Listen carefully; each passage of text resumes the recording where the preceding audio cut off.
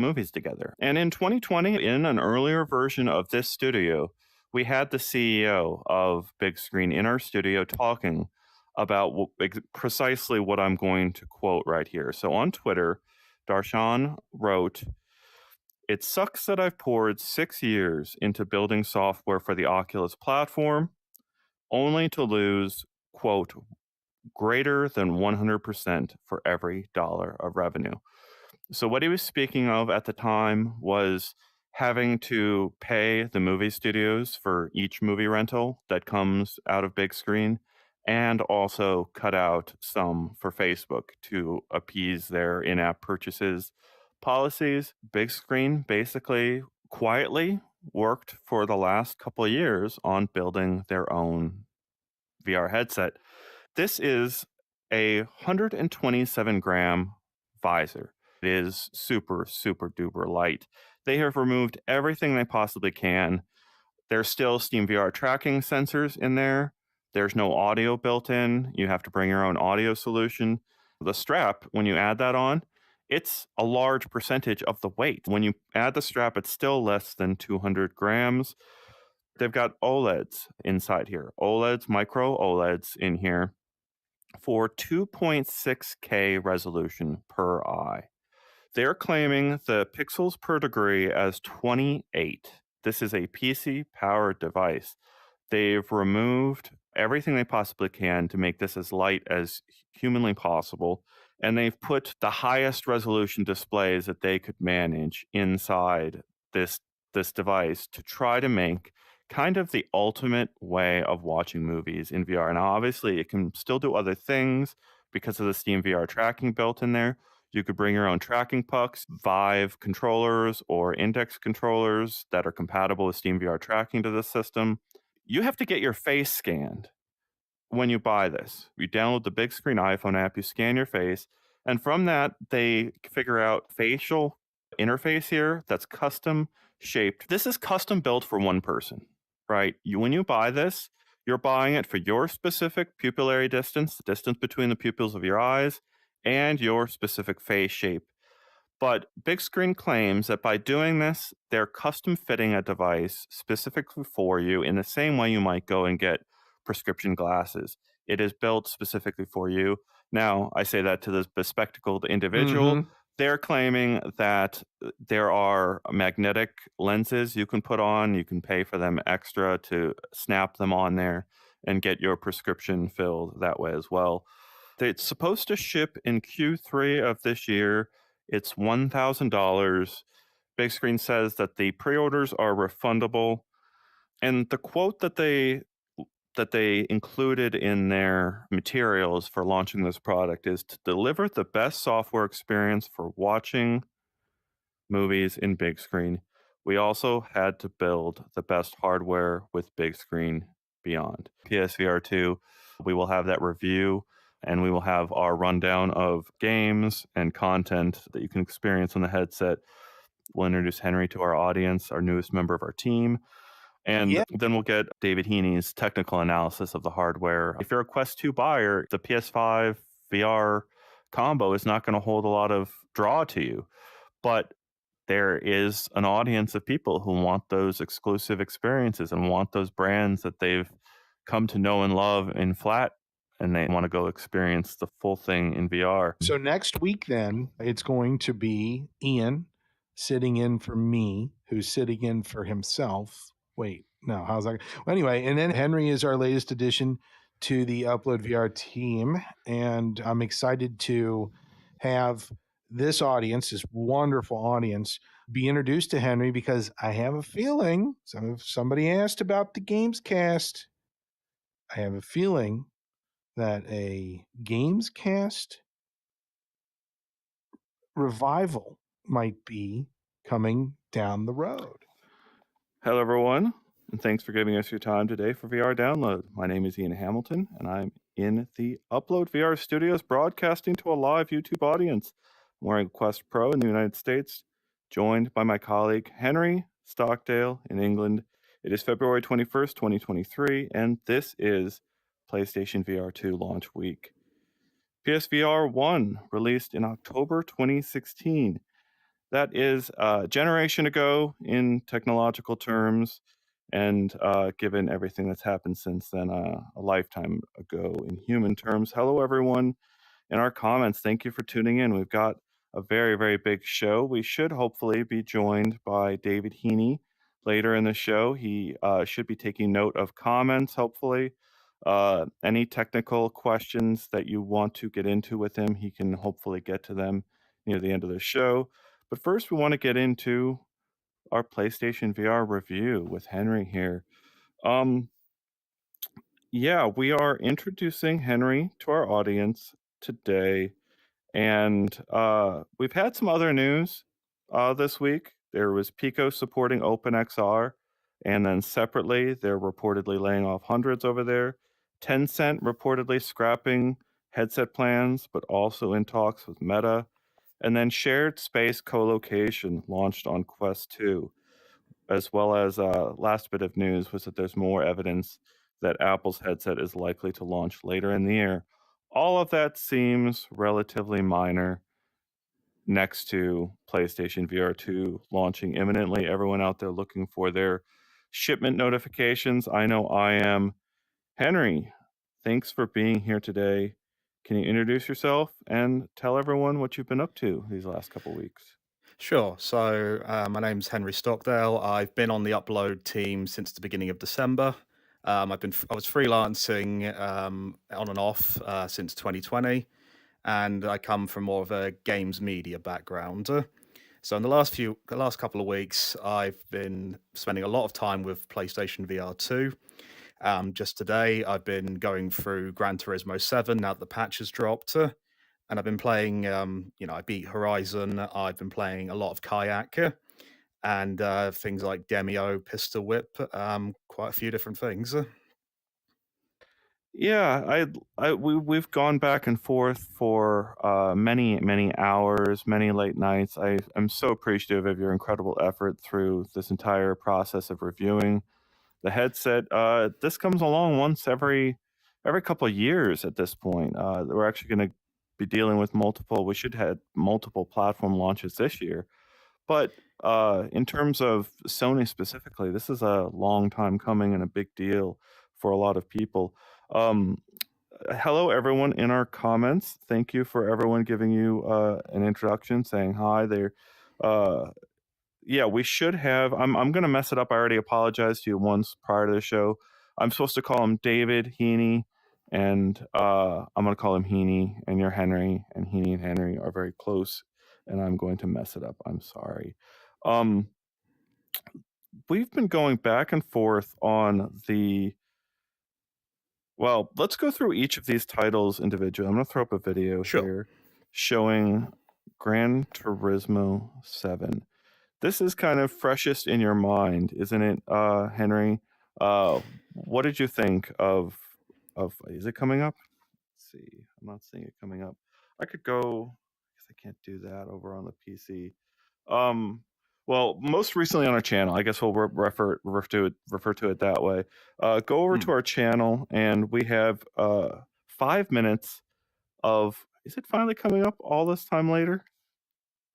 Oh my gosh, delayed by like 3 minutes is coming up on our screen here. So I Well, can't at see some anything point we'll either. show the Gran Turismo footage, or you can go over to our channel and see it. But what did you think of racing in the rain? I thought it was fantastic. I've only had a couple of wet weather races so far, but just seeing the rain fall in front of you as you're playing, the windscreen wipers, thinking very nice little touch.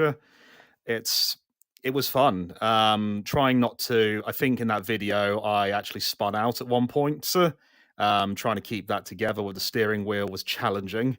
But yeah, it feels like a really solid racer so far from what I've played. Yeah, so then Horizon, how does that stand up to what you saw in Horizon? So can you bring us up to speed on sort of what the scope of the Horizon game is in Sure. comparison to the title everyone is familiar with?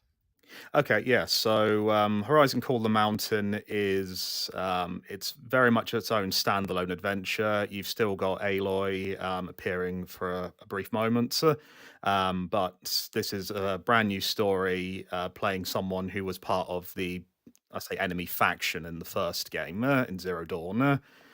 So you're basically on a mission of redemption. So you're working with the Sun King's spy master, and I did not expect it to be the climb free going into it. So there was a lot of climbing in that game, but I quite like that. I love the exploration factor. Yeah, I'm seeing Artful bring up calling it Climb 3 Horizon Edition. Yeah, Exactly what you were saying. yep, And yeah, so that was. Let's talk about the haptics. We're going to get into it eventually. But sure. what was it like to use the adaptive triggers across the experiences? Can you? I know that's like top of mind for me personally, but Okay, across the games that you went through, sure. and if you want to point out some of the games you've actually gone hands on with, either on PSVR Okay. 2 or just prior to this on other systems. But this is the latest launch window lineup list that Sony basically just dropped on us hours before we came live in the studio. And it's these aren't the games necessarily that are available on day one, but they were Hmm. saying in previous times they called it within a month or so after launch day. I would be guessing these are like month or two. That's a lot of games to have in that first few weeks of a system. But Hmm. I'm curious, number one, about adaptive triggers. What on here used the adaptive triggers that you've tried so far? Okay, so the most notable use of the adaptive triggers has been in Star Wars Tales from the Galaxy's Edge, which, yes, okay, I can see it on there. So, yeah, with that, I don't have a review copy of it. I only got to preview it, but the different blasters had different resistances. So, like your standard, run of the mill blaster was just, press, not much to it. But for the more heavy duty stuff, like the single shot blasters, you could feel the resistance as you were pulling the trigger back. With Horizon, I'll be honest, it didn't stand out that much for me in Horizon, but I know that with different arrows and with, especially when you're in the air trying to grab a tool, I've noticed the adaptive triggers kicking in then. So if I was hanging on something, trying to just like throw whatever item I had in a certain direction, that would often kick in then. Yeah, I'm curious. Do you think it's so that there was a couple pieces of hardware inside the PlayStation VR2 system Hmm. that developers are just beginning to use? There's the headset haptics, Yep. there's the adaptive triggers, and then there's the eye tracking. Yep. You saw like pieces of these used in some of these apps. Do you think we're going to see much more developers use those features in the next year, or do you think they're unnecessary to the core experience of a PlayStation VR2 user? I would say they're pretty essential. I mean, with the games I've mostly played, with them being ports of existing games, they don't really use them as much as they potentially could if they were built with that in mind. Like Horizon, when you're navigating the menus, you use the eye tracking. You're not just pointing a controller at an option, or if you want to turn that off, you just point with the headset. Um, I think it's a little bit gimmicky in places at the moment just because of the fact that they weren't initially designed with these features in mind for a lot of the other games. Like Res, there's a control option where you can look at the enemy with the eye tracking and that will target it for them, which is cool. It's fun, but it's not, you know, that alone won't sell someone on those features. Yeah, that makes sense. I'm still we've gone through multiple ways of comparing what PSVR 2 represents to an original PlayStation VR customer Mm, versus someone who's coming from PCVR or Quest. It's a sure. very different thing. The value proposition is completely different. But what do you think this launch library represents to the most likely person that Sony wants to be a customer? Is this enough? Is this not enough? How do you view this lineup here? I think the lineup, it's a strong lineup. You've got some of the best experiences in VR there day one, which is fantastic, or maybe a month later. Um, I think it's a tough one because I've seen a lot of people complain. Well, I say complain. It's valid criticism that there needs to be more killer apps as such for it, more things specifically designed for it.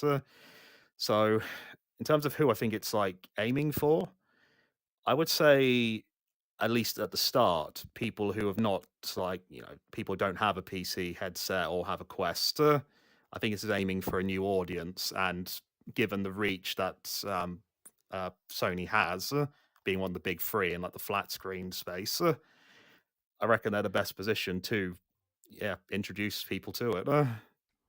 Yeah, so the thing I always think about when we're referencing platform launches is there's always a wave of people who have been at this a while, and then there's a wave of people that are coming in completely fresh. And I there's plenty of people who have gotten into VR over the last few years Mm, that weren't around for the launch of the PlayStation VR system. We brought it up, I think, briefly last week, where there were very demo type experiences at yeah. launch. And that was true of Vive kind of at launch of its original system in 2016.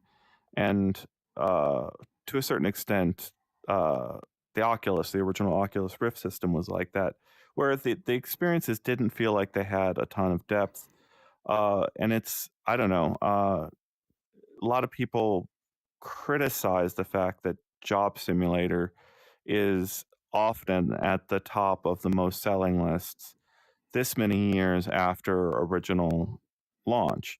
But it did a lot of things right from the original outset, and it Mm, grew from a demo experience that was very small into this giant, multi game series that's grown into and built on these original mechanics.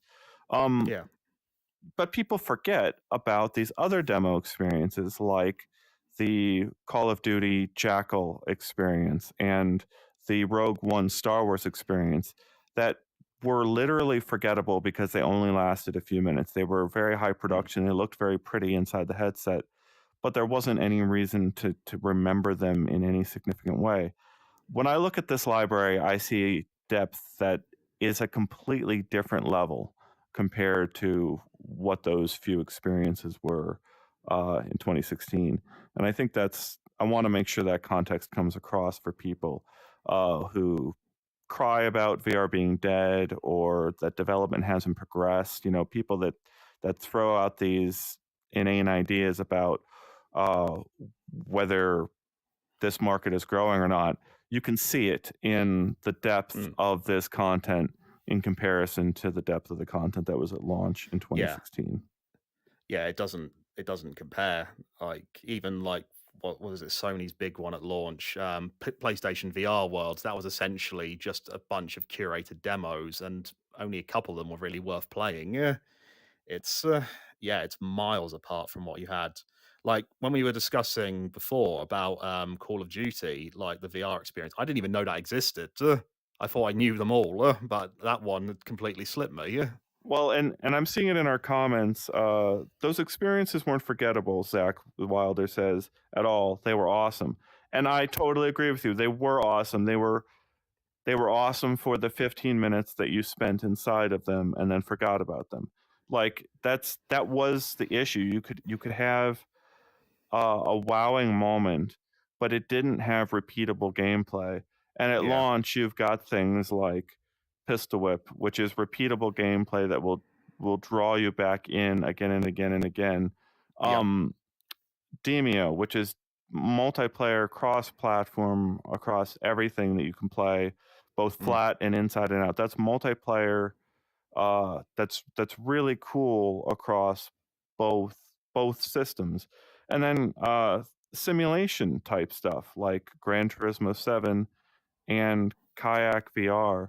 That's like those are like Gran Turismo 7, all of it playable in VR is a dream come true for a substantial number of people who went and got the original PlayStation VR, went and tried out the limited VR mode, and said, you know, gosh, how amazing would this be if you could have the entire game in VR? And that's precisely what Sony delivered. I think that's a big deal. Yeah, I completely agree there. It's miles apart, and it's just it's fantastic just to see how far that's come in what has it been 6 years since the sport came out. They've done a lot, and it doesn't feel quite as iterative. I think because of that gap where you see things like Quest releasing a new headset every couple of years at this point, or in this case Quest 3 coming out later this year. Yeah, so people are asking about David Heaney. He should be joining us in our studio from his secret project. We will see. We came right down to the line here. The way we had to do our analysis of PSVR2 and our timing is we kind of had to divide it up and had Henry look at it as a platform level, look at the games, focus on what's there and what isn't, and did this wonderful review for us. And as we speak, David Heaney is currently in like the back end of our system, uploading images from his hardware analysis, his deep hardware analysis that our readers have come to really look forward to from him. And he should hopefully be watching the comments. So if you have hardware questions, the plan right now is for us to get through all these games, talk about that experience, and then I'm going to throw up some footage of, I think I'll throw up Horizon Call of the Mountain. We have the first 10 minutes of Horizon Call of the Mountain up on our channel, but I'll throw that up there as basically Henry leaves and David Heaney comes in here, and we will go through that hardware analysis, hopefully with some additional images to throw up on Stevie the TV here.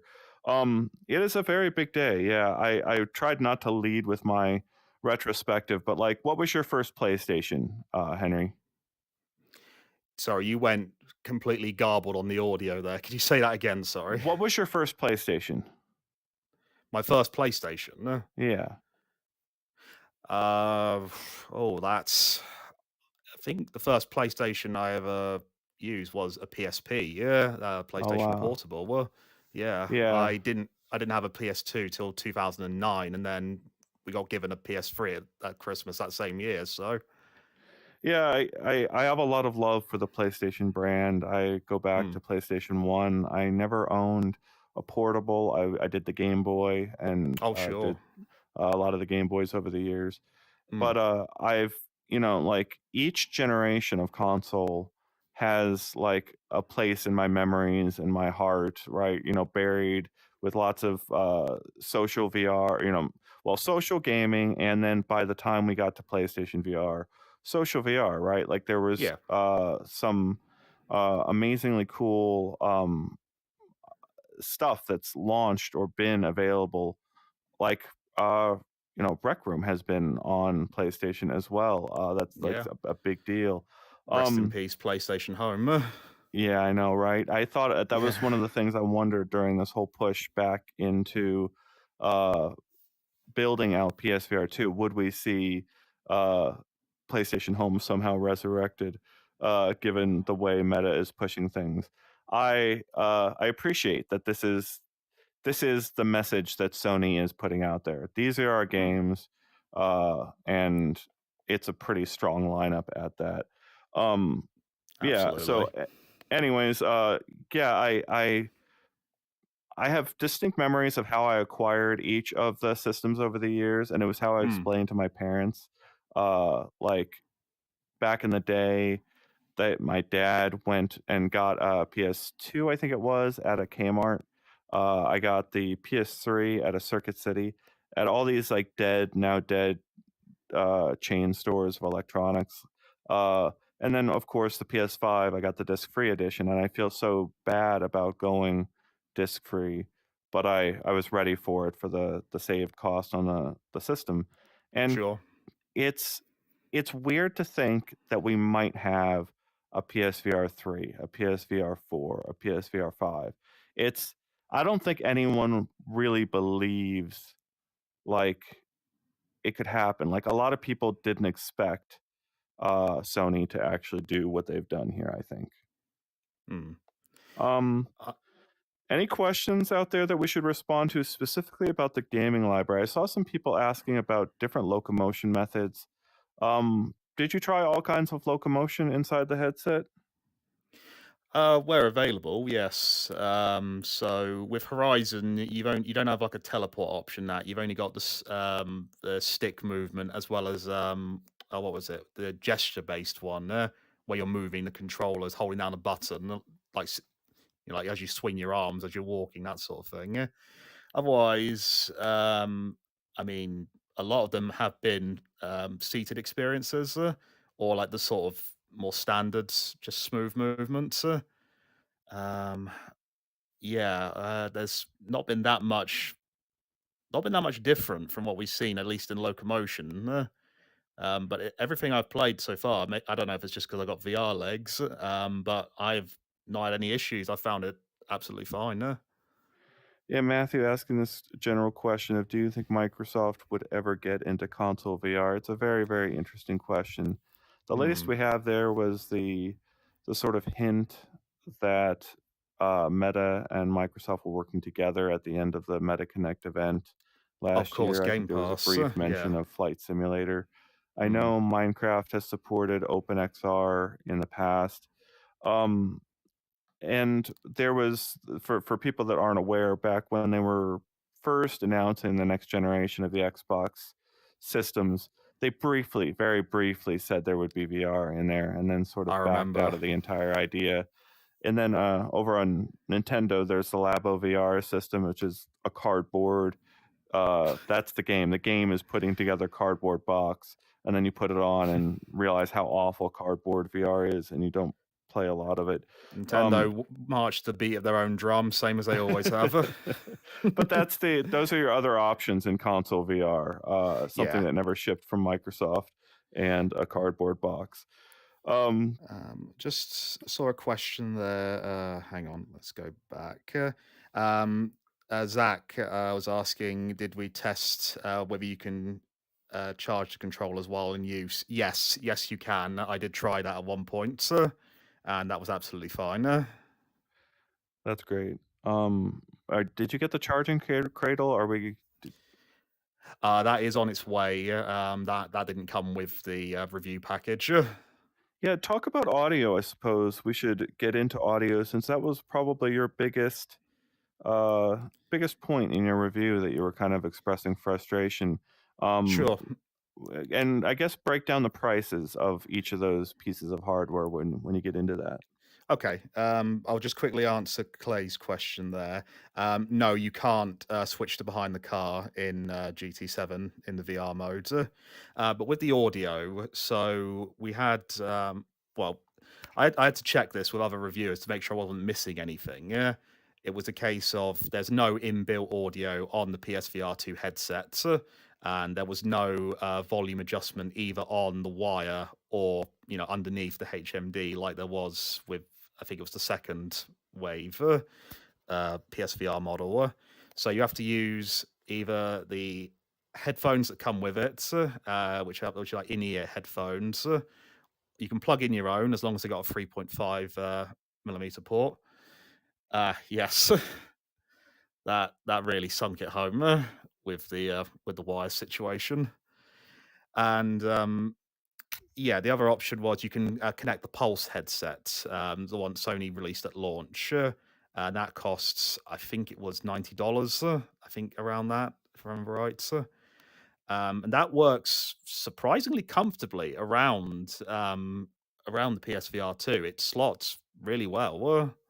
But obviously, the added cost is not ideal. But in my case, as someone who hates the in ear feel, with those sort of headphones, those rubber buds. It's my preferred option. Yeah. All right. So, there was a question here asking about why they stuck with the Fresnel lenses. We should be able to get into that subject with David Heaney as soon as we're able. Hopefully when we come back. I have to go see what Slack is doing as soon as we get out of here. So we could have all sorts of new plans. You know, Sony. Hmm. It still weirds me out that we were live in the studio when, uh, Meta and Ready at Dawn dropped that huge news, that bomb of shutting down Echo VR and Yeah. experiencing it live with our audiences a lot.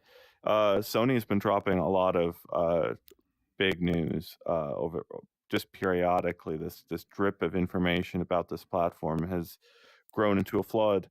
I Like wanted we've to seen make it sure today. before we switch off and start moving towards the next section, what would Sure. be your recommendations, just to be clear, of the first games people should install or explore on a PSVR 2? For me, there's no doubt that it's got to be Horizon. It's Sony's killer app with this launch, and it uses the new hardware really well. It doesn't just feel like the flat games with a VR mode. It feels like its own brand new experience.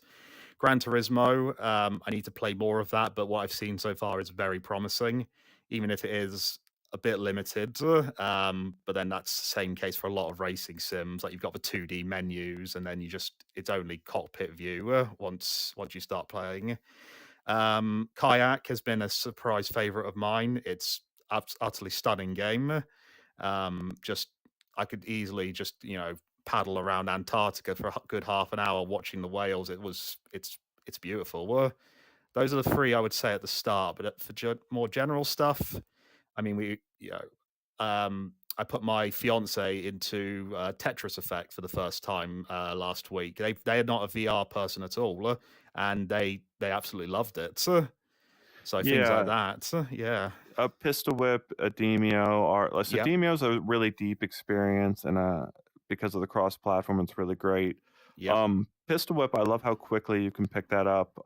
You fill out your bingo cards for any of our regular viewers, but anyone that's coming into this fresh with PlayStation VR2, that's definitely a game to check out. I find it more satisfying even than Beat Saber, and they've been Same. constantly updating that title for years. It's one of my Uh, favorites. and then there's also like introductory experiences. What the Bat, Job Simulator. Yep. Uh, it's yeah, we talked about it at the start, but I'm also seeing people suggesting that Resident Evil Village is on that list.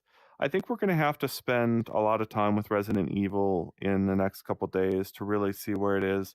It's Yeah. one of the things I want to discuss with David Heaney later in the show.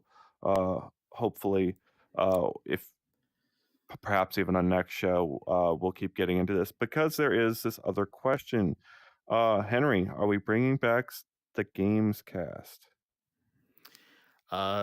Yes, we are. Yes, I think we're we're still still working we're out the experiences. yeah, Still we're working still out working the out the timing. details, but It's happening. It's happening very yeah, soon, and we're putting everything we can into this single PSVR 2 review, talking about the games, talking about the hardware and the experience overall, because yep. it's kind of the sprawling thing coming at it from all these different directions. But Hmm. this image really, yes, it does bring it home for me. For people who are listening on the podcast, we've got PSVR 1 on the left hand side of the image, and on the right side of the image, PSVR 2, with a single cable running out the back of it. Over on the left, you have a mess of wires that is, an, it is the reason I really didn't use PSVR 1 as often as I like would have liked or could have. Like it was always Same. sitting there, and uh, it it was always a big, if the camera moved, I would want to make sure I was centered. I would always feel like an obligation to kind of make sure my tracking was the maximum possible. Yeah. I don't Oh, know my it, tracking was awful on it. and yeah, so just a lot to take in. And then over on PSVR 2, it's gonna be pretty neat to have those controllers on a charging stand. And then with the racing wheel. Can we talk about the racing wheel? experience with Yes, absolutely. GT7. So I just want to say very quickly, I wish I'd polished that table a bit more before taking that photo. But with the racing wheel, so regards to that, just for full disclosure, I have been provided a review unit by a group called Thrustmaster. It's Thrustmaster T248, and that comes with yeah, that's a big old steering wheel with the massive pedals underneath. So I've been playing the last hour of Gran Turismo 7. I was playing. I used the wheel for that. It's a few wires to keep in mind, but then it's not an experience where you need to be moving across a room. You just sit there, and then it's much more manageable. Um, it's really good. It has I think it has force feedback because I felt that a few times. Well, like when I spun out, I could feel the wheel. I could like what's the word here? I could just keep rotating it. It wasn't stuck like some of the cheaper wheels. Like you could just keep going round like that, and Hmm. I I saw it feels people, it was really funny in the immersive. comments asking why is the steering wheel on the right-hand side? Now they, yeah, is it, I didn't even really think about that, but are all the cars on the right-hand side for you? Or is it just certain vehicles? For the ones I've played, it's mostly been on the right hand side, unless they have just put a British filter in it. I don't know. Um, Yeah. but Well, I think we're getting close to wrapping up this segment of the show. What I'm going to do sure. again is I'll throw up Horizon Call of the Mountain, the first 10 minutes of the footage there, which is truly breathtaking. Um, you've also reviewed a couple games at this point. You can get into them more in depth over there on the Gamescast as soon as we Yep. bring them back. And yeah, I'm seeing in our comments, I Expect You to Die 3 was just announced. Yes, we have an article on that on our website. Look for the QR code in their trailer video. There's like there's a little hint there. Um, I want to hear any concluding thoughts you have to say about those launch experiences, uh, Horizon, Gran Turismo, um, these other ones that you've gone hands on with. What else do you want to convey as we conclude here before we switch over to having David Heaney in here for technical analysis? There's not much else for me to add, really, on this point. In terms of my experiences with it, Horizon, if you're going in expecting Zero Dawn or Forbidden West, that's not what it provides. But it's a great experience that really you can tell it was always designed with VR in mind. Just in the interactions, it's honestly, I don't think Sony could have asked for a better launch game there. In terms of everything else, it's hard for me to say because so much of it being ports. So most of those games people on here will probably already be well aware of. Yeah, I'm seeing this question from Clayman. If you had to choose PSVR 2 or wait for a new headset this year, what would you choose to do? That is a very, very, very tough personal question. Yeah, Um, that has a lot of factors to consider, right? You know, how much you're going yeah. to miss that money.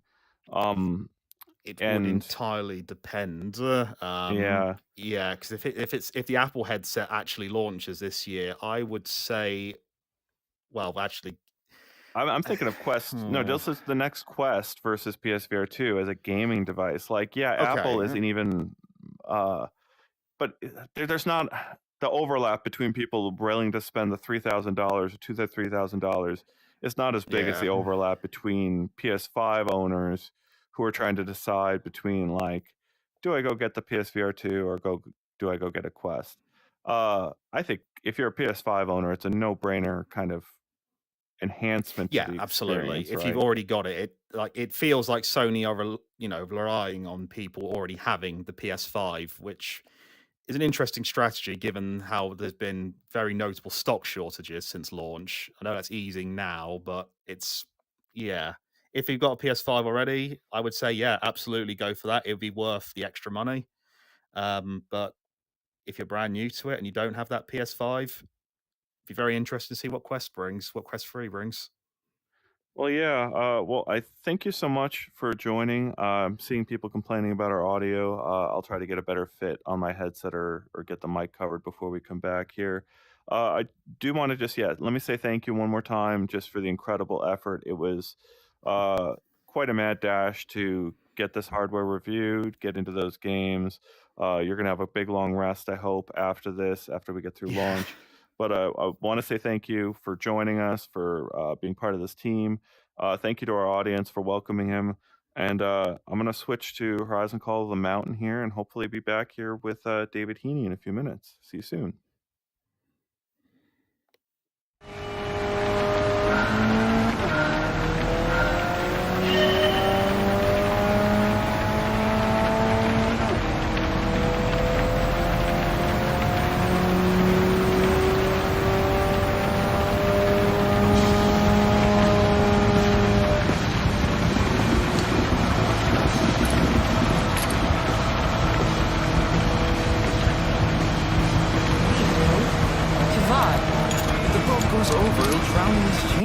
So he drowns. Can you take this off my head? Kavad. There. Can't walk in the light if you can't see it, right? We should have staked him out and left him for the Glint Hawks. Damn Shadow Karja. Several years in the military and she still believes in justice. Will you sit your patronizing ass down and paddle? If he runs... Where to? The only place he can go is Dawn's Grasp, and that's where we're taking him. Dawn's Grasp? Who are you two? Is this a prisoner exchange? Keep your voice down. There are machines out here.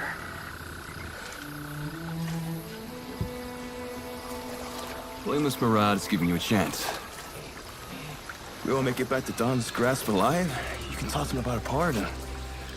So, either take your chances with us, or... Stormbird!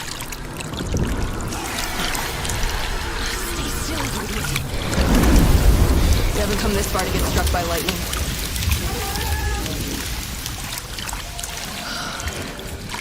All right, I think we're clear.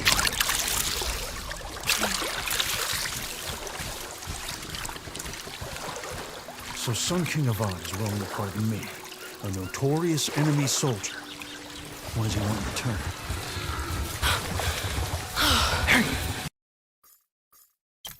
I asked you a question. This whole valley's been filling with machines. The sun brought us Edamon's shadow to find out why. Me? You and Marad have lost your minds. Hey, you can't blame Marad.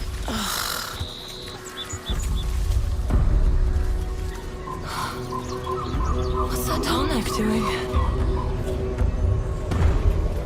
It's heading towards Dawn's Grasp. It's headed towards us!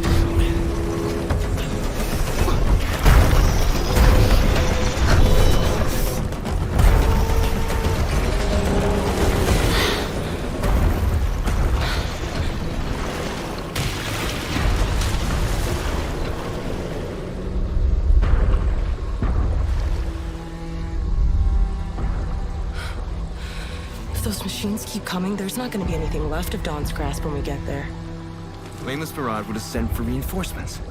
If there were reinforcements coming, we wouldn't have been sent to drag this murdering Sting out of prison. How they can offer him a pardon?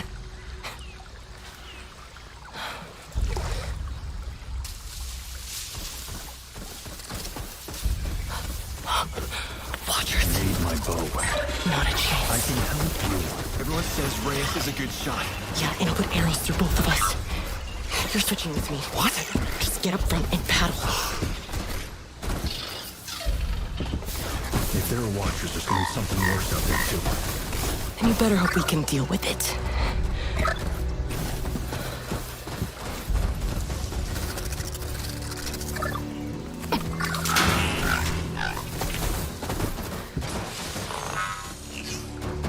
Did we lose them? Keep quiet. Please don't let them see us. Please don't let them see us. I'll go to every dawn ceremony if you just Don't let them see us. Son, save us. It's not like you've never seen a machine before, Kavad. Just keep us to the left, away from them.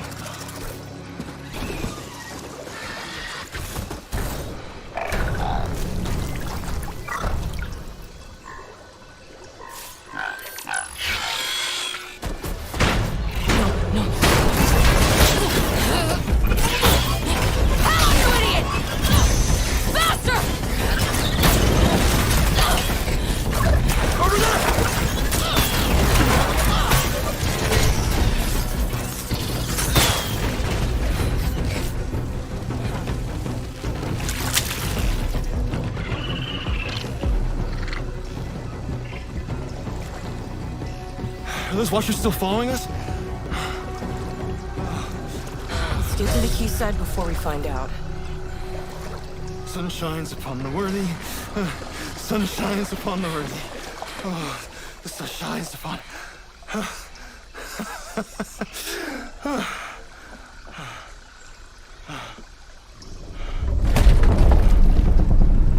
What was that? It's a snap maw. Get to the dock! There's more of them! Give me my bow! We're not gonna make it! We have to. I'm not dying for a shadow carja!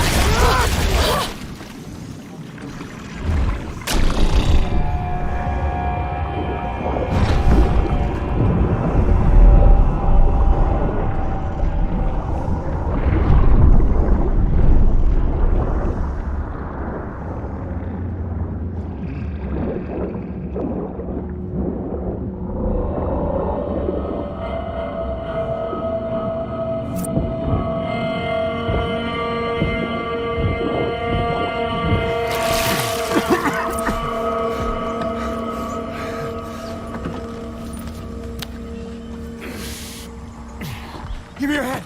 I'll get to you! Just hold on!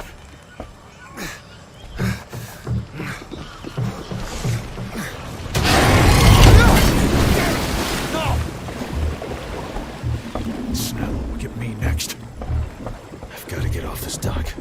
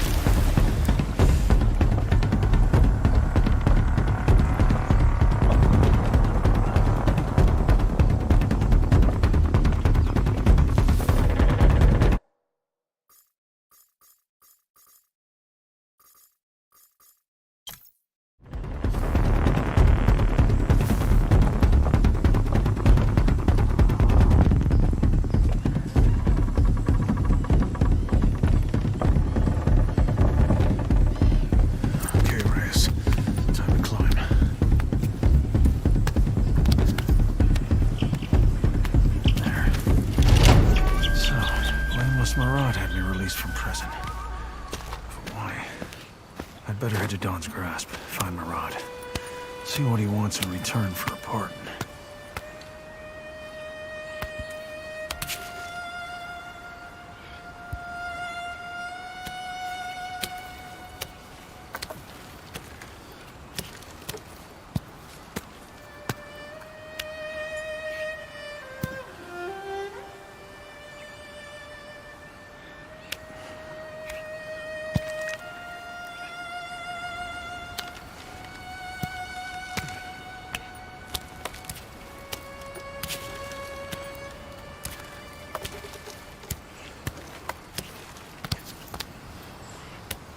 If I remember my maps right, I'm on Bright Dawn.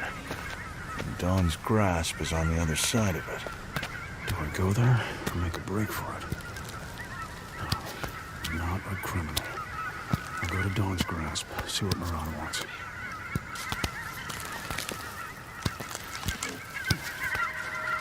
Hey! Shadow carja! You can run, but I will find you! I'm not trying to run! Hey! So, the other soldier from the boat is alive. And she thinks I'm trying to escape.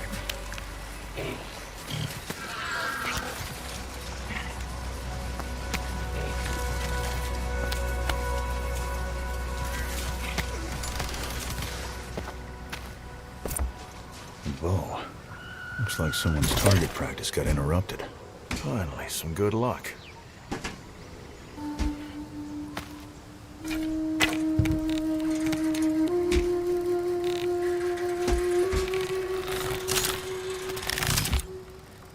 Just a bit rusty.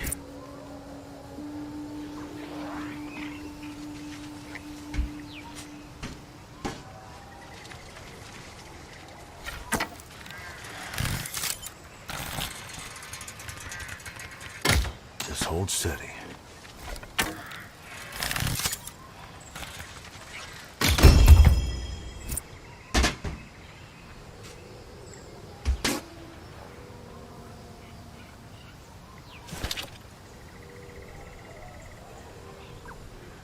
Okay.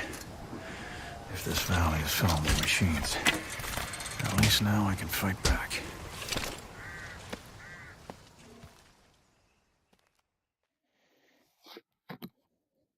All right, everyone, we're back here. We've got David Heaney back in our studio, back from his secret project. We're ready to talk about very, very soon. But first, how many hours of the last week have you spent inside a PlayStation VR2 headset, David Heaney? Oh, a significant amount since Friday, Saturday, Sunday, Monday, and more hours in PlayStation VR2 than anything else. Yeah, and we've just come from talking with Henry. We've talked about the games. I think there are people on the edge of their seat out there waiting to hear what you have to say about this hardware. Why don't you just take it from here and tell us what we need to know? Yeah, so as Ian's probably mentioned, first of all, it's great to be back. I'm very excited to show you what our secret project is soon. That should be sometime in March that we're able to show what that is. But yeah, this is hardware that is incredibly impressive in some ways and slightly disappointing in other ways. As Ian probably mentioned, we'll have a technical analysis from me coming up on the website in the next hour or so. A lot of the technical aspects of this headset center around that decision to stick with Fresnel lenses and to go with an OLED panel instead of LCD. And that delivers some incredible aspects of this hardware. It delivers colors and contrast that you simply will have never seen if you've only tried LCD headsets, and true blacks that make nighttime scenes in games and actual darkness feel like actual darkness and actual nighttime rather than just a kind of murky gray approximation.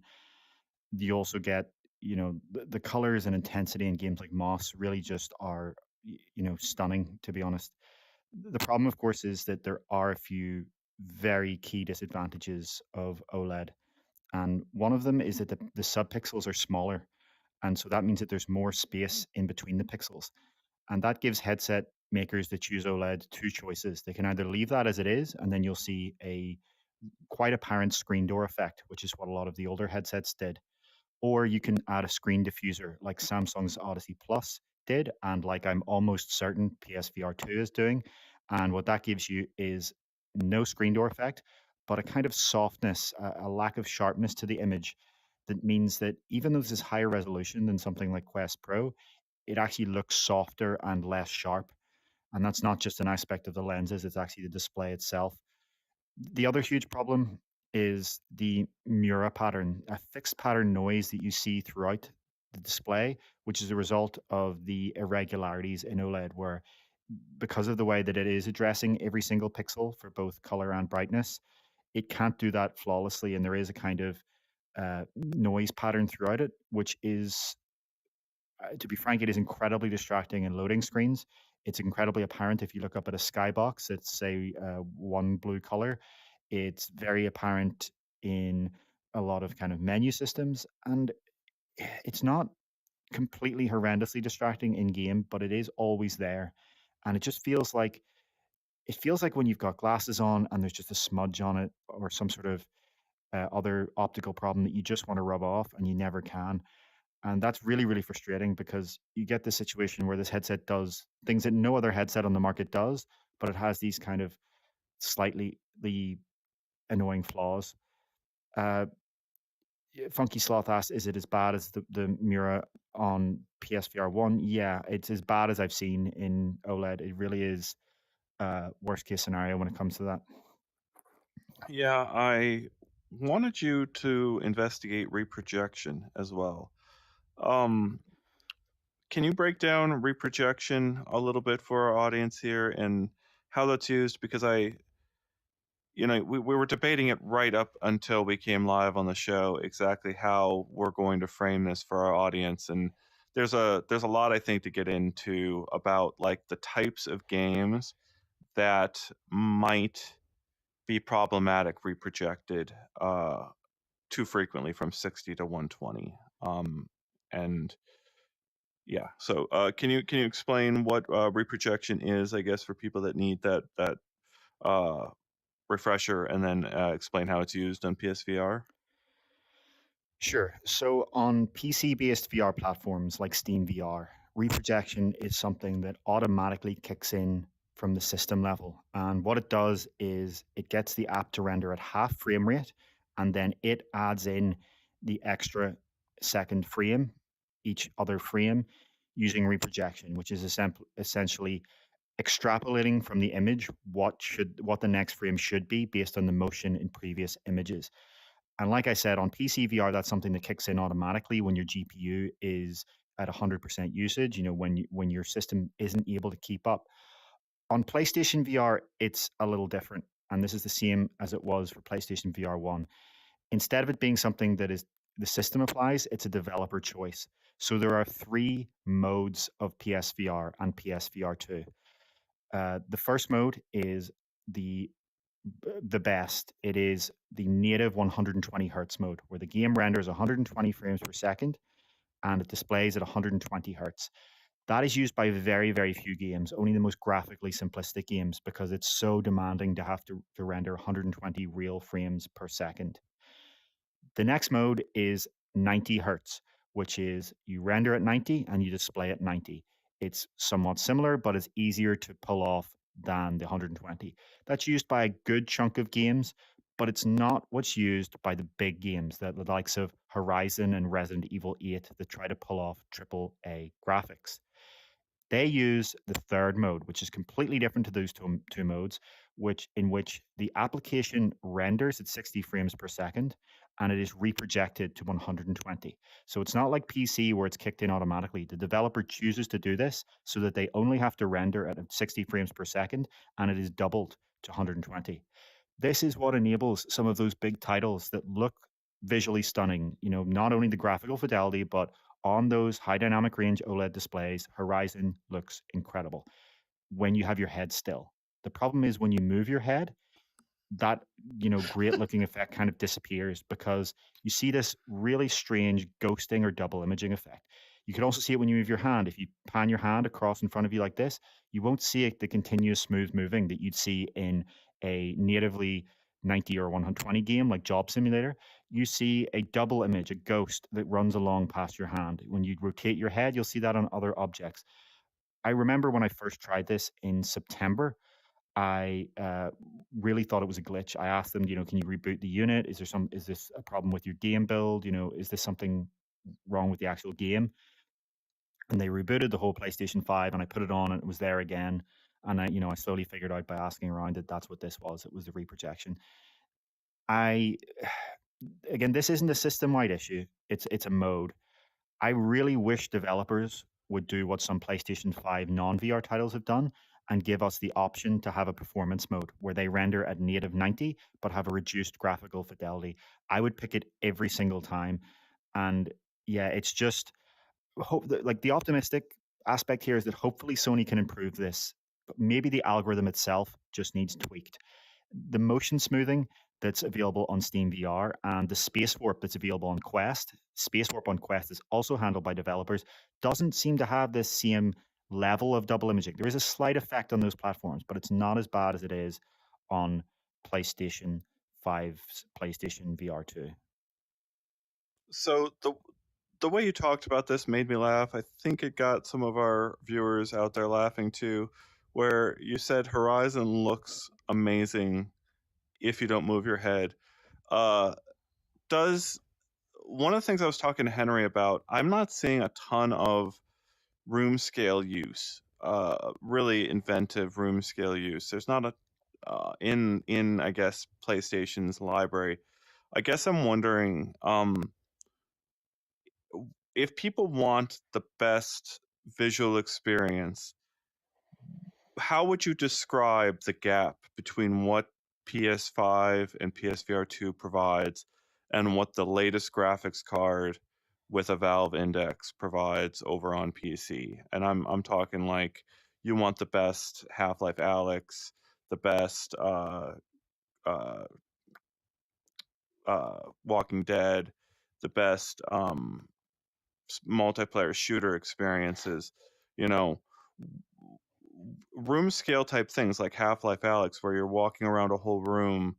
Um, I know it's not announced yet for platform. It's not been confirmed. It's one of those debate things that we constantly go back and forth about. Uh, but I'm trying to figure out how we can express to our viewers out there, like, is there a certain genre of game that is going to look really great if you're just not moving too much on PS5? And then is there a certain genre of game that's going to look great if you've got a powerful enough graphics card over on PC to make those experiences stand out? So I think that's a very difficult question. If you're comparing to the Index is now close to 4 years old. Its resolution is kind of very low compared to even budget headsets today, like Quest 2 and Pico 4. So that's where you're going to be limited there. But when you have that powerful graphics card that costs more than the entire PlayStation 5, and in fact, some people these days will be using a graphics card that is more expensive than PlayStation 5 and PlayStation VR2 put together. You can play some of the games that are reprojected, such as The Walking Dead, Saints and Sinners. You can play that natively, and overall, I think that's going to be a better experience. The problem is that I wish I could say that one was better, but you just can't. The problem is that these platforms each have their advantages and their disadvantages, and that's very much the situation with OLED as well. So on PlayStation VR2, you're going to have that, that good resolution of 2K per eye. You're going to have that incredible contrast, which combined with high dynamic range is a visual experience you just cannot get on an LCD headset. And you're going to get, in The Walking Dead, Saints and Sinners, for example, I think I would still, even with the reprojection, I would play that on a PS VR2 because it can actually display black, and because so much of that game is in darkness and at nighttime. When you look up into the sky when you're walking down an alley in The Walking Dead and you're looking at those stars, it doesn't. You're not seeing the murky gray. I know I say murky gray over and over again, but it really is. That's the key flaw of No, it's LCD. I like that. I'm thinking about the Christmas, like if the next Quest headset had let's say LED again, let's say it didn't go OLED, I can imagine the holiday ads just, showing an actual game where you're, crawling through a cave and getting scared, and then they would show the simulated Quest footage, and it would just be a gray screen, and that's all they would have to show for the competing footage, because that's how it feels in going through some of those dark areas on an LED screen. It's horrible. So I think that's where the decision for Meta to use the local dimming on Quest Pro, and Vario has done this, and I think Pimax plans to do this, becomes more apparent. Because when you use an LCD with a local dimming backlight, mini LED backlight, you kind of get this midpoint where you get most of the way to the advantages of OLED, but without the disadvantages of the fixed pattern noise and of the need to use that diffuser to soften the image. Obviously, the problem is though cost. It looks like the mini LED LCDs are actually more expensive than even the OLED, based on what we know so far. So it's a frustrating situation, but I would say if we're talking about the very, very long term of VR, it's important to note that micro OLED micro displays actually use a completely different manufacturing process than regular sized OLEDs. And so if we see micro OLED displays, OLED micro displays come into headsets in the next few years, it's unlikely that they will have either that fixed pattern noise or that softness. They're actually, arguably micro OLED and OLED should have a more different name to make it more clear just how different they really are. Hmm. So I don't know. I know you've been focused on the hardware. We've had Henry go into as much software as possible, but I guess people were confused by my question. My question is like packing together like three different subjects all at once. Looking at this lineup, what are you most excited about, I guess, personally, and what do you think our readers should be most excited about? So I have to agree with Henry on this that Horizon is that flagship game. It is PSVR 2's equivalent of Alex. It's PSVR's equivalent of the Zelda game that launched with the Switch, Breath of the Wild. It is that kind of single title that in many ways is the selling point for people who are going to buy it. It doesn't have the depth of a Breath of the Wild, so I need to add that caveat there. It's obviously in many ways it's not a true open world game. It's in many ways linear, but what they put together there, the climbing mechanics of the climb combined with some really first class VR bow mechanics combined with a beautiful environment, characters that are really high fidelity rendered. With that foveated rendering, you're able to get really close to these virtual characters, and it's not like these PlayStation 2 looking janky things from Quest games. They are proper modern AAA game character models. That's obviously very impressive. Resident Evil 8, if you're a fan of that, it's clear that it's a port. It doesn't have first class VR mechanics, but that's such a full-fledged game, and it is still, all the technical aspects are right. It's not like using a VR injector on PC. You do have, the performance is right, the technical aspect is right. That's a very impressive title. And then obviously, if you're someone who is a fan at all of sim racing, you'll want to play Gran Turismo. That is, as people have been saying, utterly stunning. But not everyone's into that kind of game. The other thing I think a lot of people are sleeping on is No Man's Sky. I think that was one of those games that was just from a gameplay perspective incredible on PSVR 1, but was the hardware really was the primary limitation there. With a generation improvement of performance and of the headset, I think No Man's Sky is going to be one of those really grindy titles where those other titles like Resident Evil 8 and Horizon are something you kind of play once, but I think you could spend tens or hundreds of hours in No Man's Sky on PSVR 2. I want to return back to the other elements here of the reprojection question. You described in the draft of the technical analysis that we were talking about right before we came in here. We should have David Heaney's technical analysis up on our site shortly after this broadcast is done. Thank you all for tuning in. Please do like, comment, subscribe. Thank you, Go Green Gamer, for the donation. Thank you everyone for supporting us and sticking with us. You were very involved in VR when the original PlayStation VR launched, but I never really gathered like how much time do you think you spent in PSVR games versus other systems, and do you think that we're going to have a repeat here where this is going to feel pretty antiquated compared to competing hardware very quickly? What do you think?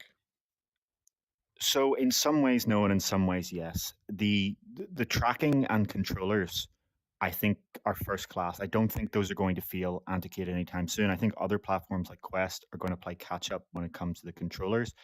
I think now that they have that inside-out tracking with those high-res cameras, they have the potential down the line to add some of the things that might come to other platforms, like active safety alerts that warn you when someone walks into the room, for example, or your pet is walking. I think the PS5 has enough power that Sony may be able to integrate things like that over time.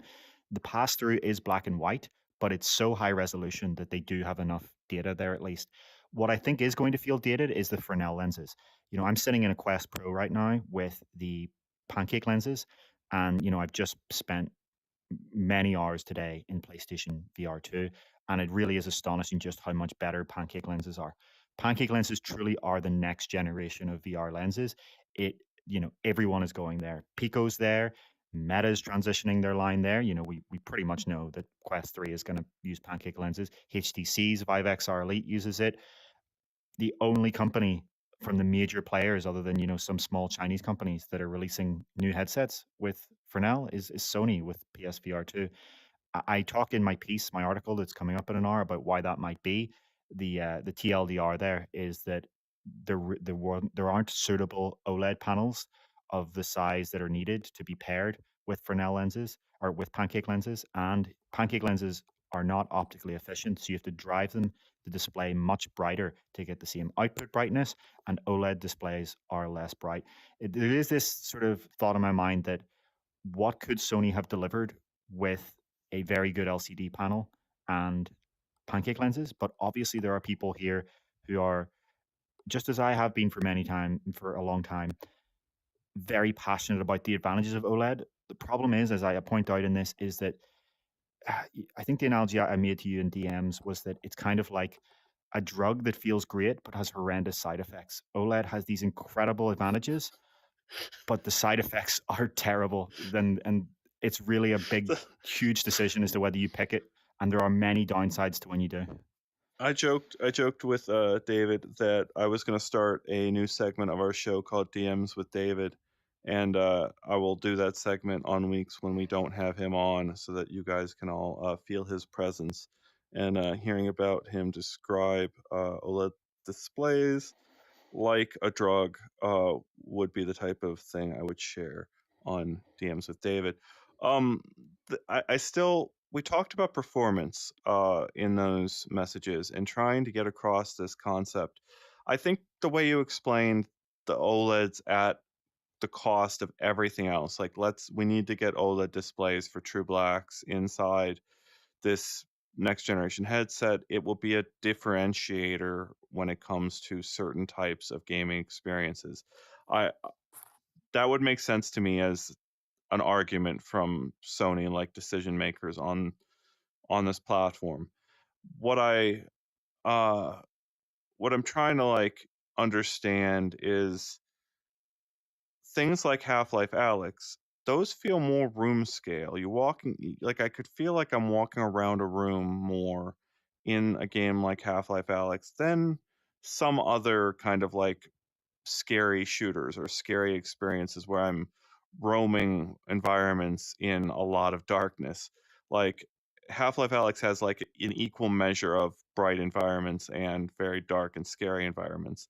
Some games are like mostly scary dark environments, and those sound like they're going to be like at home on PSVR2 for years to come. Like every Halloween, it sounds like a PSVR2 is going to be the kind of experience you're going to want to have in VR if you want to have a VR Halloween. Do you think that's like a good way of thinking about what content is going to sing on this type of hardware? Yeah, though I am more optimistic about room scale on this than you seem to be. I don't see why this is any less capable of room scale than PC VR. Okay. All right. They have a room My scale question mode. is, going back to your original description of Horizon without moving, if I'm moving all the time through a room and it's running reprojected 60 to 120, how uncomfortable is that going to be, or how noticeable is that going to be for a good segment of the people out there? Yeah, it's noticeable. All of these reprojection systems across all of these platforms work far better rotationally than translationally. So when you're rotating your head, any of these reprojection systems, be it time warp or space warp or motion smoothing or reprojection in general, just are not really that noticeable. Rotating is an ideal scenario. When you start to translate your head, that's when you really start to see that double imaging, ghosting, juddering, whatever you want to call it. But I would point out that there are still games on this platform that are going to be 90 and 120 native. It is not a foregone conclusion that devs have to use that reprojection mode. Developers are choosing to use it because it means that they can get the highest fidelity graphics. But if there's any PlayStation VR2 developer listening to this, I would plead with you, please either choose the native 90 or at least give users an option to have native 90 where you have lower fidelity graphics. I don't think the trade-off is worth it to have, a more shaders and polygons than to actually get the VR experience feeling smooth and solid. If you go very quickly from an app that uses reprojection into one that doesn't, it really is night and day. The PSVR 2 feels fantastically smooth because, the positive aspect I want to talk about when it comes to performance is that, given the performance that devs choose, it's completely rock solid. On PC VR, you're always going to get an issue where you don't know what graphics card the developer really designed the game around. To get an experience where you're not having frame drops, you have to tweak settings and your Steam VR headset resolution because you don't know what headset it was designed for. You know when you're using a PSVR2 that every game was designed specifically for your headset and your controllers and your PS5. So when you are playing a 90 or 120 game, it is rock solid smooth. There are no frame drops in almost all of the games I've tried, and that is a magical experience. Using PSVR 2 at 90 or 120 native, it's magical because yes, Quest developers have that same ability. They're using the same hardware, but mobile chips are just so underpowered that even when they try their best, there's still frame drops all over the Quest experience. And there's even frame drops in the Quest home environment. None of that in properly designed PSVR 2 games. So, what you're describing to me, when I look at this like launch lineup and think about the dozens more games, how many games get reviewed poorly by gamers or by journalists, by critics, because they're running reprojected or something didn't feel right? You know, that's stacked up really quickly, that discomfort, over 5, 10, 15 minutes, and just left a sour taste in the mouth of the critic. But they couldn't put their finger on it. It's just, it didn't work. Whereas games that run natively at 90 or 120 just feel startlingly clearer, right? Like you feel that much better. What games would you call out that you've seen that are running at that like that those better frame rates and are going to stand out in that way to people? So that's something I noticed in a lot of the PSVR 2 reviews that I read from other websites. You know, I always try to keep in touch with what other websites are saying about all this VR hardware. I like to read what the mainstream tech press are saying, even the mainstream non-tech press. And I saw that a lot where people said, you know, there's this strange blurring effect in some games, and I don't understand what it is. And they were never able to, as you said, never able to quite put their finger on what it was. Because obviously, if you're not, you know, experienced with VR and you don't know what's going on, it is just going to come across to you as this is kind of blurry for some reason. Why is that blurry? And why are my hands blurring? And like it's so frustrating to see that because you can just see you know, a parallel path where Sony decided to either somehow ship a better reprojection system that didn't have this, or just don't allow reprojection. Allow the headset to do what Quest does and what Index does. Allow developers to go down to a native 80 or 90 hertz, or 80 or 72 hertz if you really want to allow developers to push out more than what 90 can handle. But it's so frustrating to see that 90 thing. You know, the games that use it natively are the ones you would expect. The likes of Pistol Whip, Gorn, Job Simulator. It's hard to come up with them on top of my head now, but I do think that's something we're definitely going to want to publish, is a list of games that use reprojection or a list of ones that run natively, depending on which we think is a better idea there. Yeah, I think that's a fantastic suggestion and something we will have to follow up on as soon as possible. Getting that native 90 120 list. I think that's the way we would do it, right? You want to be native 90 or 120 and focus on just getting that list of games right in front of people. Because I think it does. I think it is going to matter. I think that solves what I've been trying to get out of both you and Henry, and trying to understand what this platform offers is like, how prevalent is this in content, and you know, how many people are going to be bothered by it at the same time, right? There's plenty of people that just push on through at the same time that other people just don't, right? They do the opposite. Yeah, I think the problem is that it tends to be the games that aren't possible on Quest. So the big, you know, the whole point that you would get a PSVR 2 instead of a Quest are the games that use this reprojection technology. So you kind of have this disappointing problem where the games that render natively are the games that run on a Quest anyway. And obviously, any of these games still look better on a PlayStation 5. It is many times more powerful. It's something we haven't talked about here, but I think should be obvious, is that, you know, the graphical fidelity of content is just leaps and bounds ahead of anything you'll find on a Quest. That's obviously important to note. But it is disappointing that the ones that really push, the ones that are simply not possible on a Quest, are the ones that use this tech. I'm just going to read a few audience questions here. Someone's asking whether the reprojection was bad enough to cause nausea. I think that was someone who donated. That was Go Green Game On. Yeah, it's a difficult question to say. I do think I don't think it got as bad as VR nausea that would be caused if you're dropping frames, but there certainly was a visceral discomfort there that, especially as you're moving around, your brain doesn't quite fully accept it. And it's something that I didn't experience in any of the native titles. CNX saying that they would take high fidelity graphics with reprojection if you had to choose. I would say, one, try it first before you say that. But two, I think that's why there should be options. I'm not asking for devs to only support native. I'm just asking for it to be an option, just as plenty of PS5 games already let you choose between 30 and 60 frames. Edmund, I don't own any VR headsets, pre-ordered PSVR 2, but hearing this discussion, it seems that it is a mixed bag and I should hold off. I don't think that's what we're saying, but how would you respond to that? So yeah, I think there's another commenter here that said that's responded really well here. Pastel the Devil saying, keep in mind that David is a deep dive analyst and he's used the best VR hardware in the world. If this is still your first VR experience, it will still likely be a damn good experience. Yes, I am. We did two reviews here. We had Henry give you the general review that asked the question of, should you actually buy this as a product? How is this as a holistic experience? How are the games? How is the platform? That's not what my task was for this launch. I'm looking at this from a deep dive, arguably nitpicky technical aspect that kind of tracks where is this along the vast progress of VR. We're still in the very, very early days of VR.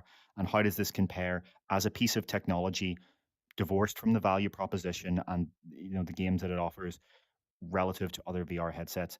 I do agree that, yeah, if you're someone who has never tried VR before and you've got a PlayStation 5, of course you're going to be blown away by this. It's going to be an incredible experience. I'm pointing out that there are some decisions that Sony have made here that means that it's not the best that it could have been. But this is still overall a fantastic VR system that essentially, if you do want me to talk about the value proposition for a second, it essentially distills the experience of high-end PC VR that was only available in the past for thousands of dollars and realistically, if we're all being honest with ourselves, dozens of hours of debugging and tweaking and settings, messing around with settings. It distills that into a consoleized experience where you plug a single USB-C cable into the front of this thing and you have this all just work. And that is an incredible experience. It is something that Quest standalone and Pico just cannot provide because those mobile chips just do not have that fidelity. So yeah, a mixed bag, but it's still an exceptional system, just with some flaws. Yeah, I really appreciated that context, and that is the way we presented it. Henry's analysis viewed it as much from the perspective of if you're going from PSVR 1 to PSVR 2, this is a home run with in every respect except the fact that it's not backwards compatible, right? That those games are having to come online one at a time to make the generational upgrade, but that wasn't really part of the promise necessarily when you first bought the system. But I do think that's a wonderful analysis, and that's why maybe we muddled the story a little bit in our presentation of just if you're going from PSVR 1 to PSVR 2, these are the games you're probably going to want to check out, and this is the experience you should prepare yourself for. If you're thinking about whether this is your entry point into VR for the first time, or it's a Quest 2, or you're waiting for the next Quest, or even thinking about a Pico or an HTC headset, where does this sit relative to that? Is what I think there's like a layer of people out there who are just being quiet in our audience wondering that question. That's a really great question. Personally, I consider this to be PSVR 2's soft launch. Many people have said this, but there are great games here, but this is not going to be Sony's entire showing for 2023. I think Sony, probably based on what they've seen in pre-orders, this is just my speculation, expects the real launch of PSVR 2 to be this Christmas when they have maybe patched some of the software, added a few features, and most importantly, shipped a bunch of new games that we haven't seen yet. And I'm sure they very much so intend to ship some big titles that maybe haven't even been announced yet over that Christmas period. That's also the same period where you're going to see Quest 3 come in. We can say based on the fact of where every Meta headset's been announced that it's very, very likely that Quest 3 is going to be launched in October at Connect or around October. Maybe it's September, maybe it's November, that kind of area. So if I was if you really are in the situation where you're wondering what do you spend your hard-earned money on, if you have the patience to wait, I would see what does the landscape look like in October? What does Quest 3 offer? What games has Sony offered since then? And that's when I would make my decision. I think it's a lot more difficult if you're saying, I really want to either buy this now or not. Yeah, I think that's some really, really interesting context. Hello, Gamertag. Let us know if you have any feedback or if you have any thoughts on PSVR 2. I haven't been able to catch up on what you've been saying, but we're currently debating with our audience how much of a deep dive people want. Right? Some people wanted that brief overview, and some people absolutely needed and wanted that deep dive, nitpicking everything apart. I don't know if this is the episode to get into it, Heaney, or not. Yeah, take a drink. Darn it. Um, but turning eye tracking off or leaving eye tracking on as a default system level feature feels like something we're going to return to over the next 1 to 2 years nonstop. And we've talked about it a lot where it's like over on Meta's side of things with the Quest Pro, they've taken a very careful approach to whether the eye tracking is on by default. Like you have to manually turn everything on there in order to access those features. It's a little bit different on Sony. And then if it's on by default on a system like Apple, this will actually end up being a pretty differentiating feature over over this first generation of devices. Do you want to can you break the am I making sense here? Like is there a way that we can make this uh clear for folks what I'm talking about? No, I think you're saying that correctly there. That's true. Eye tracking is enabled by default on PlayStation VR2. The main feature you get is foveated rendering, which if you toggle it on and off is very much so noticeable. It means that where you're looking is significantly higher fidelity, higher resolution rendered than it would have been if you turned it off. There are games like Horizon where you can in the menu specifically toggle foveated rendering.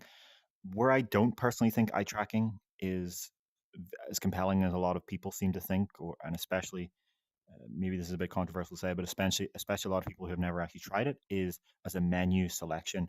I find that in Horizon, you in the menu in Horizon can choose to either aim with your head or aim with your eyes. I find the aiming with your eyes to just kind of be awkward. Moving your eyeballs around to select menu items, it just feels so odd and unnatural. And effort, I really wish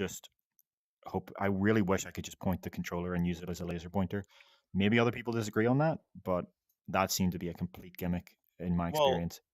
all right, so we've kind of debated this, or I've tried to wrap my head around it at least. Because I haven't quite understood your perspective, but theoretically, on the Apple um, device, you could look at something floating in your room, reach over and pinch it, pull it over here, and release it. And that's as simple as moving things around your room, like moving any panel around your space. Should be as simple as that direct sort of interface. With a controller in your hand, that interaction isn't necessarily as fun, right? Like you've got a little bit of a controller in between, and you've got to do the grip trigger as well as you've got to do the grip button as well as the trigger sometimes to get that. But what I have this if Apple is able to do that right with eye tracking, right, and make that work every single time, how antiquated will Meta seem? And then where do controllers as input sit relative to that kind of interaction paradigm? So this gets deep into speculation, but what I suspect Apple is going to do is have you point with your hands in a similar way that you do on Meta Quest when you're using the hand tracking pinching, but the target will actually be controlled more by your eye tracking than by where your finger is truly pointing to adjust for the jitter and adjust for the imprecision there. I suspect that it will be something where you think you're pointing with your fingers, but you're really pointing with your eyes. And I think that's where eye tracking works, where it's done subtly to enhance what you're already doing. A big example you always give is for throwing in VR games. If you are throwing an object and the system kind of does an aim assist to help it go where you were looking, that's a great example of eye tracking. But where it gets explicit, where you are actually asked to use your eyeballs to rotate around a rather large menu that is close to you, so you're kind of looking up at something to then click a button on your hand. I think there's a disconnect there that doesn't really work for me, and that's been my experience in every eye tracking selection. I also think the suggestion that some people have made that this could be used for a keyboard is pretty absurd. If you're sitting in front of a keyboard right now, look down at it and rotate your eyeballs at each key and tap your finger in your hand and tell me if that's really how you would want to type, or if you could actually type at any kind of reasonable speed like that. I simply don't see how that's viable personally. Well, I think we're getting close to the end of this show, but we might fire up a whole nother discussion on unexpectedly here. But I guess I'm curious, do you have any other things to talk about with everyone about your experience with PlayStation VR2? I keep refreshing the UPS website waiting for the shipping notification because I kind of got into it a little bit with Henry. I am very nostalgic about these devices we invite into our homes and mark like entire vast periods of our lives, right? Like there was a PSVR 1 generation of my life. There was a PS1, PS2, PS3, PS4. Like there's good 5 to 7 years periods where that was the device everyone gathered around. And after spending so many years not letting PSVR become that because of its limitations, right? It always seemed like, okay, well, the Vive is over here and that's got some room scale experiences. Let's show that. Or let's go to wireless over with the Quest. Let's show that. PSVR was kind of left by the wayside on some of those experiences and some of those moments. And I'm really excited over this next kind of like 6 months to a year of uh, Sony throwing so much push behind this idea. I don't know what next year holds, but for this year, it's going to be a lot of really exciting times for PSVR 2. Yeah, a few things I'd say, I guess. The one is I'd really like to reiterate what I said about just how streamlined this is, just how seamless this is. This is the opposite of PC VR. The ability to just plug this in and in a few seconds be in a game with no hassle and no configuration and no nonsense is really such a dramatic change, not only from PC VR, but from the original PlayStation VR, as you've noted. Although the breakout boxes and cables, the other thing is, I'm really looking forward to when we see a major game that uses the concept of local multiplayer, where some people are using gamepads to play on the TV while the other person is in VR.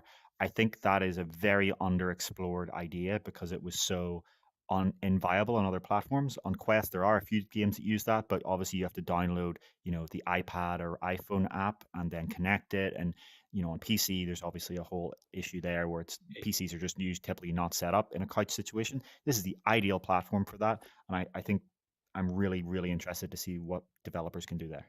Acron Attack of the Squirrel comes to mind, where the Resolution Games built the whole infrastructure for this game where you can log in as a squirrel on a mobile phone or even a tablet and then go try to take acorns from in front of a tree and the tree is in VR. Like that feels like it would have been the next generation of that old cat and mouse game that was on the original PSVR.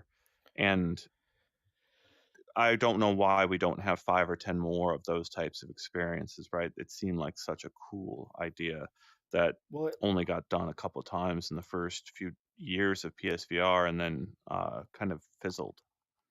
yeah, I think again it is just that kind of hassle, and obviously there's the performance of PS4 was maybe not quite up to doing both at the same time. On Quest, like I said, I really do think it is that friction aspect. If you have to download an app, you've already lost like 80% of your potential users. If Meta wants to make this happen, they need to make a way that developers can integrate it into the MetaQuest app. How that actually would work out, the technical aspects of that are extraordinarily complicated, but there's none of that on the PlayStation 5. You can just do that as a built-in feature. The PS5 is powerful enough that you can run, graphically simplistic but still high fidelity games on VR and on the TV at once. I'm very sure that sometime in this console's lifetime, we're going to see a hit game that uses that mechanic. That's my prediction for this. Interesting. Yeah, I'm seeing Onikazi saying UPS has still not picked mine up yet, but they say it will be here tomorrow. I'm in that same boat. I've got the shipping label was printed sometime last week, and as far as I can tell from that, it's been a shipping label sitting in a box, and I've been begging for it to arrive 3 days early just so I could enjoy one game or two games pre-launch. Yeah, what do you want to talk about here, Heaney? The last thing I want to say, we haven't really talked about them much, but the controllers are fantastic. They are excellent. Their tracking is flawless, at least in my time, which I can't say about the headset. The controller tracking has been flawless. They feel great. The haptics is great. They look great. The thumbsticks feel great. The trigger feels great, including that adaptive trigger, which is on no other VR platform. No other VR platform has that adaptive trigger. I think these are, in many ways, just like we said about the Quest Pro, these are the star of the show. This is, in many ways, the new standard for what a gaming VR controller is. I think you'd maybe pick Quest Pro's controllers for certain productivity and creativity applications, but I think if you're looking for a gaming controller, this is the new one to beat. Yeah, I can't wait to really assess how their feel stands up to the Touch Pro. And I noticed over on the Verge, they went and plugged the PSVR2 headset into a PC to prove that and to prove what David Heaney. Don't do this. Don't do this. Don't start this debate. For anyone who's not aware, this is our most common debate as to whether PlayStation VR2 will ever get official or even unofficial support for PC. The Verge found that it shows up as an unencrypted monitor, which is quite promising. I also noticed that if you plug one of these into a PC, it shows up as a speaker, the speaker being the haptic motor. Fascinating in itself. But yeah, there is no official support from Sony for PC. There is no indication of it. If someone wanted to do it unofficially, they would have to implement the entire tracking system, most likely, which would be at best months, realistically years, potentially something like 3 to 5 years of hard work. And I think, as I've always said, this as a product, it's a value add to the PlayStation 5. For Sony, this is something where they are giving you an extra reason to pick a PlayStation 5 over an Xbox Series X. They're giving you a reason to stay in the PlayStation ecosystem. Maybe we'll see some PlayStation VR2 games go to Steam, but I don't think we're going to see the headset itself support it. I would love to be wrong. I would love to be able to plug this thing in, and that would massively change the value proposition for enthusiasts who do have a gaming PC, but it just doesn't seem like it's Sony's focus. Well, I'll make a supercut of all the times you said that, my ringtone on my phone, if if it goes the other way. Leave any last minute questions there in our comments as we move towards the end of the show.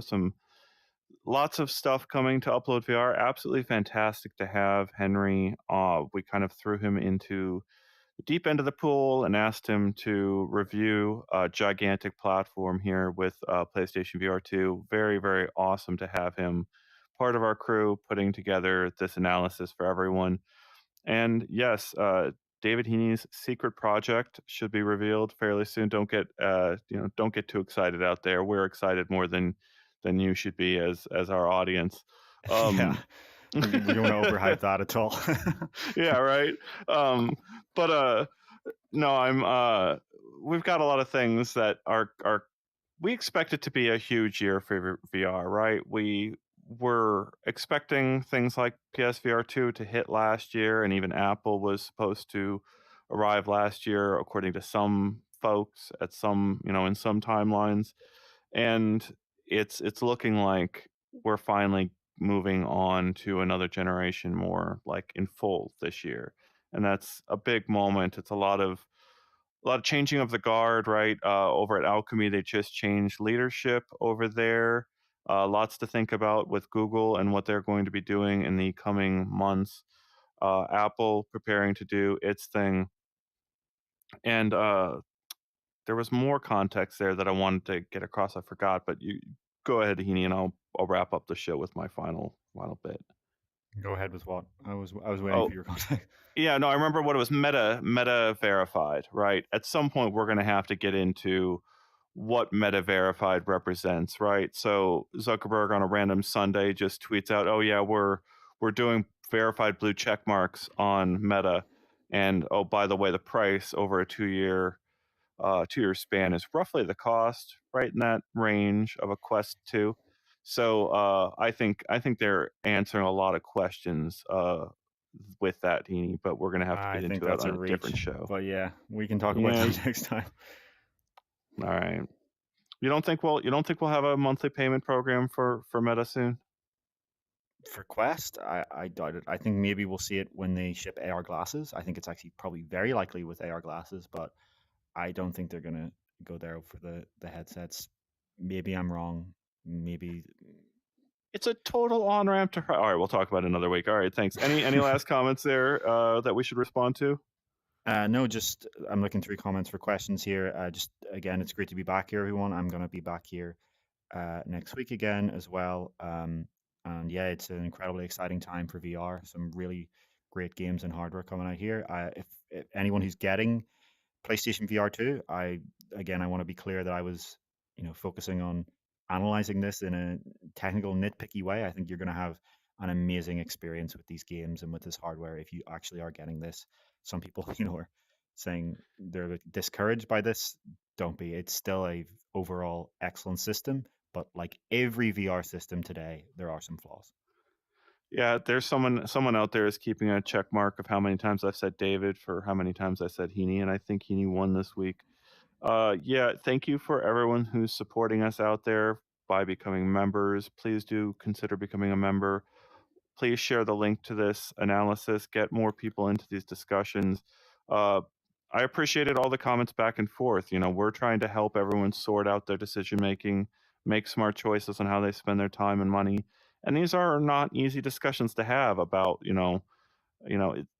we could really dumb this down into a lot of ways. And what we want to do is help people make smarter choices about how they're going to spend their time in these upcoming headsets. So we appreciate all of our commenters who take part in that journey. The very last question I'm going to answer here is Brian, I think, asking if PSVR 1, they say they have PSVR 1 and they're not sure if this is a necessary upgrade. This is a night and day. It's a generational leap. If you have PlayStation VR 1 and you like it and you like some of the games and you know that they're also available on PSVR 2, no brainer. Absolutely get it. You're muted. Yep.